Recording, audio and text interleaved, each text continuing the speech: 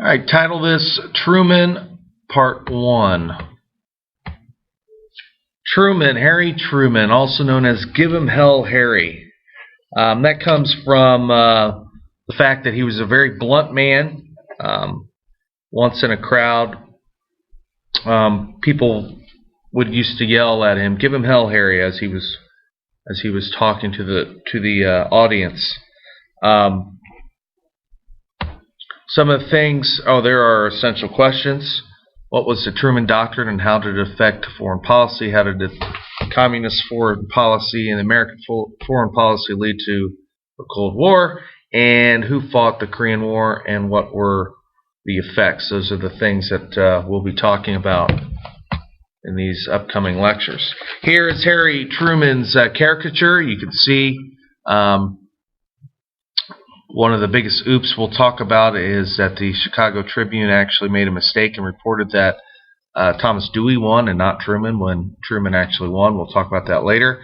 You can see here he is on the back of a train, and that was how he used to campaign. The train was called the Enola Gay, as we know. That's from the atomic bomb on Hiroshima. That was the name of the plane.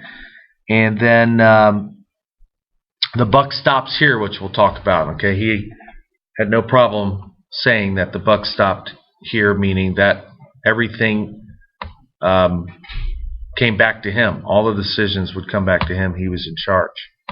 Okay, so all you wanted to know about Harry Truman. Born May 8th, 1884 in Missouri. Lamar, Missouri, actually.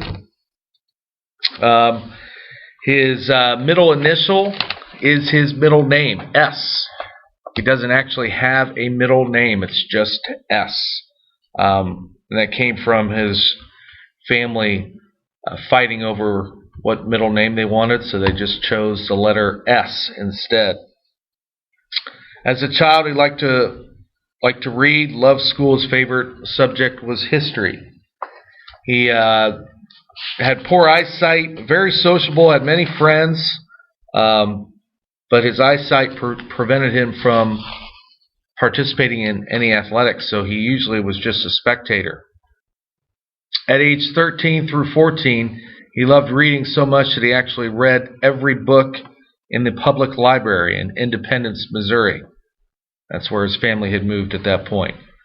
He loved the history, and he loved going back to that when he makes some presidential decisions later in life, and you'll hear some references to that. All through school, Truman studied teachers to see what pleased them and often became a teacher's pet. His philosophy was that he learned from reading history as a leader is a man who has the ability to get other people to do what they don't want to do and like it. Okay, so that kind of goes on to what he learned in school. He didn't have any money for college. He never attended college, and he started working at a very young age. He actually worked on the family farm. Parents had a 600-acre farm. He will then join the National Guard. In World War I, there he is. He will be an artillery officer, and he actually serves in France. Nice pants. We'll discuss that because his experience as an artillery officer will actually go into the dropping of the bomb. In 1919, he marries Bess, and they have one daughter named Margaret. We'll talk about Margaret later. Elizabeth Wallace was his wife's name, or Bess as he called her. He liked her since the 5th grade. He was 35 and she was 34 when they got married. They will open a haberdashery shop. I love saying that word, haberdashery. That was a clothing store, but it didn't work out. Okay, closed in 1921, part to the recession right before the Great Depression. It just didn't work out, and so he's going to move on to other things. A little bit more about Harry. In 1922, He runs for district judge and will win that. Okay, he actually had an old army buddy named Mike Pendergast, and Pendergast had a brother who was the political boss in and around Missouri named Tom Pendergast. And Tom talked Truman into running for this district judge, and he wins. And so this is how he got into politics. They hit it off, and Tom Pendergast gets him to run, and that will start his political career. In 1924, he runs again, but loses, and this will be the only loss in his political career. And basically, the reason why he lost, and this gives you an idea of the strength of the KKK offered to put their support behind him, and he refused and declined their support, and they even threatened to kill him. So when this happens, the KKK, for the power that they had down there in the South at that point, he will lose that election. Okay, and Truman will later say that that was something that he has never regretted. Obviously, he didn't want it to be associated with the KKK, even though he lost that election. But as we're going to see, that's the only loss in his political career, and that will not hurt his career at all, even though the KKK said it would. 1926, he runs for chief judge in Jackson County, Missouri, and he'll win that. In 1934, he will run for the U.S. Senate for Missouri, and you can see here he is giving a speech during that time, during one of those times in the 40s. 1940, he'll be reelected, and you can see who's in the background. That's FDR in the background. A united Democratic Party is what they were going for. And then in 1944, he is nominated to run with FDR as vice president. There's another man considered to run for vice president. He was on the Supreme Court already, and really neither of these guys wanted it. Truman didn't really want it either. Truman called to the office of the Democratic National Chairman, and basically FDR said, have you got that, have we got this fellow lined up yet? And the national chairman said no. And FDR said, well, you tell him that if he wants to break up the Democratic Party in the middle of a war, then that's his responsibility. Truman then will reply, well, why the hell didn't he tell me in the first place? And he gets the nomination. And as we know, it worked out well for Truman, because FDR then will die in 45, and Truman takes up. Now, in April,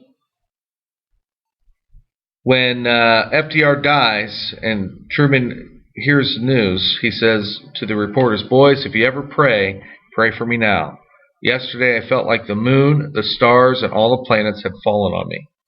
Okay? And you got to understand, we're in the midst of a war. Now, granted, the war is definitely moving to our favor, especially in Europe. It's basically over, but in Japan, it's still going on, and it's going on to the point where now we're going to see some decisions that have to be made, and one of them is the atomic bomb.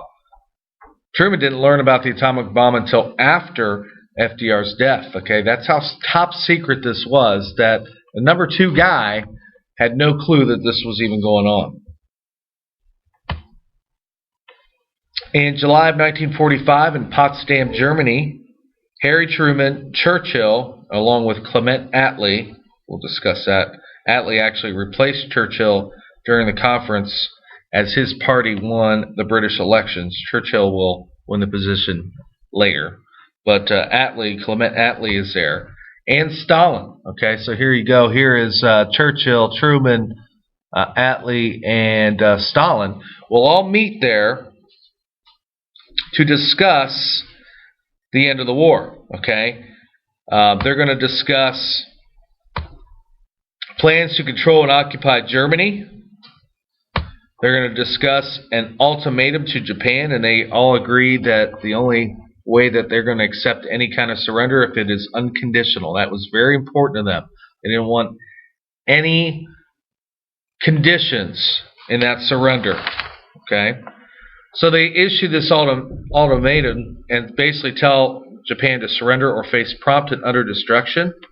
Japan will reject that very quickly.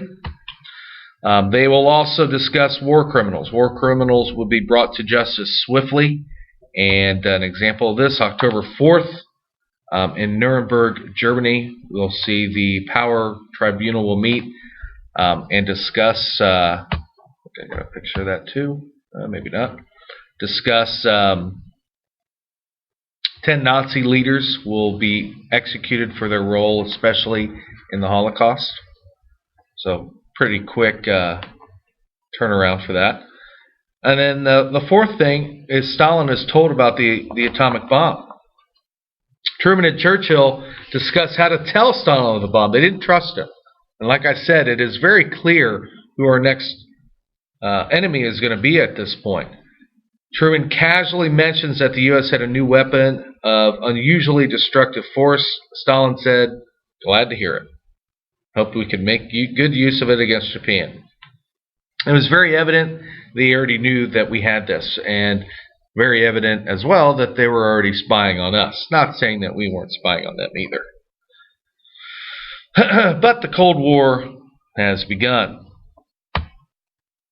Now, about the bomb, Truman never regrets the use of the atomic bomb. Okay, he believed that it saved American lives as well as Japanese lives, and there was evidence to suggest that.